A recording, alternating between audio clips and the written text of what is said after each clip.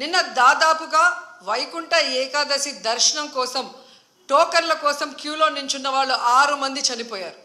దాదాపుగా 34 మంది గాయాలై హాస్పిటల్లో ఉన్నారు.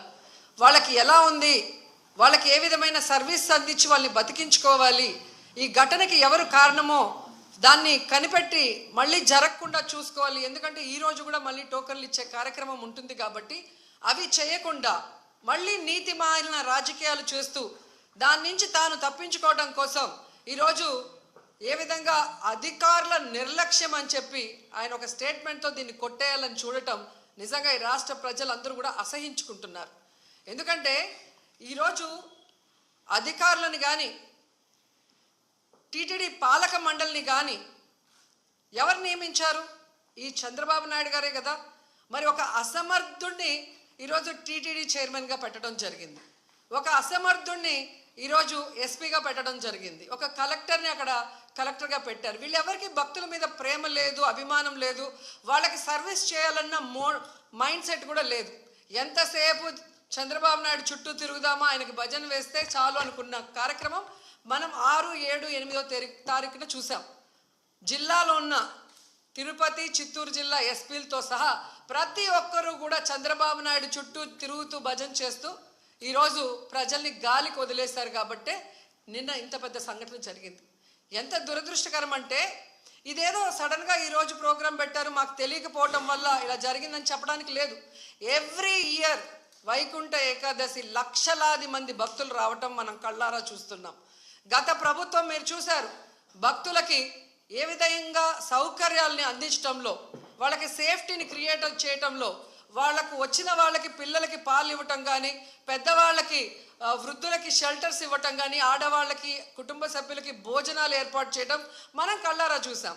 కానీ నిన్న ఫుల్ డే జనాలు ఎండల్లో రోడ్ల మీద పార్కుల దగ్గర కూర్చొని ఉంటే మంచినీళ్ళు ఇచ్చేవాళ్ళు లేడు, చిన్నపిల్లలకి పాలు ఇచ్చేవాళ్ళు లేరు, ముసలోళ్ళకి షెల్టర్స్ లేదు, భోజనాలు లేదు. అంటే ఎంత నిర్లక్ష్యం ప్రజలంటే, భక్తులంటే అనేది ఇక్కడ మనం గమనించాలి. నిన్న జరిగింది ఏదో ప్రమాదశాత్తు జరిగింది కాదు, ఇది ప్రభుత్వం చేసిన హత్యలు. ఎందుకంటే చంద్రబాబు నాయుడు గారి నిర్లక్ష్యం, ఆయన నియమించిన టీటీడీ పాలక వర్గం, అలాగే దేవాదాయ శాఖ మంత్రి, అలాగే డిప్యూటీ సీఎం, అలాగే హోంమంత్రి, వీళ్ళందరి నిర్లక్ష్యం వల్లే ఇది జరిగింది. కాబట్టి వీళ్ళందరి మీద కేసులు, అంటే క్రిమినల్ కేసుల్ని ఫైల్ చేయాలని కూడా మేము డిమాండ్ చేస్తున్నాం.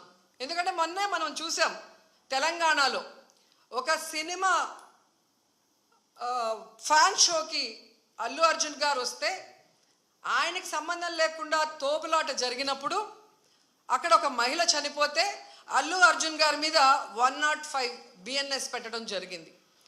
మరి అలాంటప్పుడు ఇక్కడ ప్రతి సంవత్సరం లక్షలాది మంది వస్తారని తెలిసి వాళ్ళకి సేఫ్టీ కల్పించి, వాళ్ళకి అన్ని సౌకర్యాలు అందించి, వాళ్ళకి టికెట్లు ఇవ్వటానికి క్యూలో ఏర్పాట్లు చేయాల్సిన బాధ్యత ఉన్న చంద్రబాబు నాయుడు గారి నుంచి, టీటీడీ చైర్మన్, పాలక మండలి నుంచి కింద స్థాయి ఎస్పీ వరకు మరి అందరూ బాధ్యత వహించాలి కదా. కానీ ఈరోజు ఎంత దురదృష్టం అంటే, ఇది పద్మావతి పార్క్లో 5 మంది చనిపోయిన ఆ ప్లేస్లో జరిగిన FIR. దీంట్లో 105 పెట్టాల్సింది వీళ్ళు 194 BNSS పెట్టారు. అలాగే విష్ణు నివాసం దగ్గర ఒకరు చనిపోయారు, దానికి కూడా 105 పెట్టాల్సింది 194 BNSS పెట్టారు. అంటే ఇది ప్రమాదవశాత్తు జరిగింది, ఏదో జారి పడిపోయి తొక్కిసలాట జరిగింది, దీంట్లో ఎవరు కూడా కావాలని చేయలేదు, మాకెవరికి దీంట్లో సంబంధం లేదు అని చేతులు కడుగేసే కార్యక్రమం చేస్తున్నారు. ఎందుకంటే వైకుంఠ ఏకాదశి దర్శనానికి వచ్చే భక్తులకి అన్ని సదుపాయాలు కల్పించాల్సిన బాధ్యత ఈ రాష్ట్ర ప్రభుత్వానికి ఉంది. ఈ రాష్ట్ర ప్రభుత్వం ఆ జిల్లా ఎస్పీకి, అలాగే కలెక్టర్కి బాధ్యతనిస్తారు, అలాగే పాలక మండలికి బాధ్యతనిస్తారు. సో వీళ్ళందరూ కోఆర్డినేషన్ చేసుకొని చేయాల్సిన పనిని ఈరోజు వీళ్ళు నిర్లక్ష్యం చేసి 6 మంది ప్రాణాలు బలికొని 34 మంది గాయాల పాలైతే ఎవరికి సంబంధం లేదు, ప్రమాదవశాత్తు జరిగిందని 194 BNSS పెట్టడం ఎంతవరకు సమంజసం? సో ఈరోజు నేను అడుగుతున్నాను, మొన్న విజయవాడలో హైందవ శంకారావం చేశారు, హైందవుల్ని మనం కాపాడుకోవాలి. మరి ఈరోజు ఇంతమంది హైందవ భక్తులు చనిపోతూ గాయాలవుతుంటే ఎక్కడికి వెళ్ళారు ఈ పీఠాధిపతులు? ఇప్పుడు బయటికి రండి, బయటకు వచ్చి తిరుమల పవిత్రతను కాపాడండి, అక్కడ చనిపోయిన వాళ్ళ కుటుంబాలతో మాట్లాడండి, ఆ చనిపోవటానికి కారణమైన ఈ ప్రభుత్వాన్ని, పాలక మండలిని నిలదీసి వాళ్ళ మీద క్రిమినల్ కేసులు పెట్టేంత వరకు మరి ధర్నా చేయండి. ఎందుకు మాట్లాడట్లేదు? అలాగే మీరు మొన్న చూస్తే అసలు లడ్డూలో కల్తీ జరగకపోయినా వీళ్ళు చెప్పిన అబద్ధాన్ని వీళ్ళ కూటమి ప్రభుత్వంలో ఉన్న బీజేపీ మాధవీలత గారు వందే భారత్ ఎక్స్ప్రెస్లో భజన చేసుకుంటూ వచ్చి ఎన్ని రకాలుగా మాట్లాడిందో మనం చూసాం. నిజంగా మీకు దేవుడి మీద భక్తి ఉంటే, భక్తుల మీద ప్రేమ అభిమానం ఉంటే, ఈరోజు 6 మంది ఎవరి వల్ల అయితే చనిపోయారో ఈ ప్రభుత్వాన్ని నిలదీయండి. ఈ ప్రభుత్వంలో ఎవరెవరు ఈ చావుకు కారణమయ్యారో వాళ్ళందరి మీద మోడీ గారికి చెప్పి క్రిమినల్ కేసులు పట్టించండి. అంతేగాని ఈరోజు మీరు పూసుకొని మీరు చేస్తే మాత్రం అది కరెక్టు, వేరే వాళ్ళు చేస్తే తప్పు అన్నట్టుగా దొంగ మాటలు చెప్తూ ఎవరి మీద దుమ్మెత్తి పోయాలనుకుంటే ప్రజలు అన్నీ గమనిస్తున్నారు. అండ్ ఈరోజు మీరు చూస్తే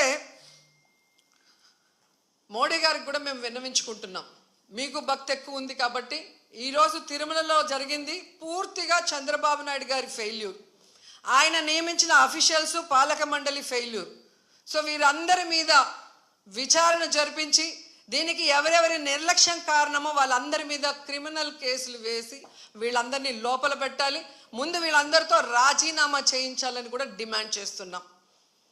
ఇక హోంమంత్రి గారు ఉన్నారు, ఎప్పుడు ప్రెస్ మీట్ పెట్టి ఎవరి మీద దుమ్మెత్తి పోద్దామా, ఎవరిని మాట్లాడదామా అనుకుంటున్నారే తప్ప వీళ్ళు వచ్చిన తర్వాత